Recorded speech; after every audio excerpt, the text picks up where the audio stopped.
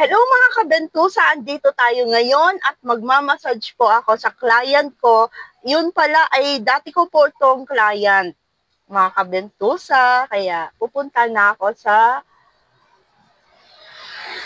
Diversion Lodge. Dahil papunta na ako dyan. Di kasamahan niyo ako.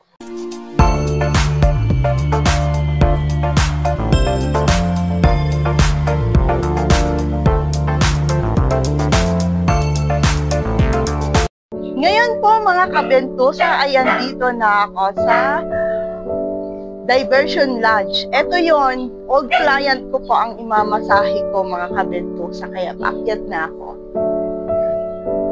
Kabentusa ay pauwi na ako ng bahay at tapos na yung massage ko sa client ko. Kaya home sweet home mga kabentusa.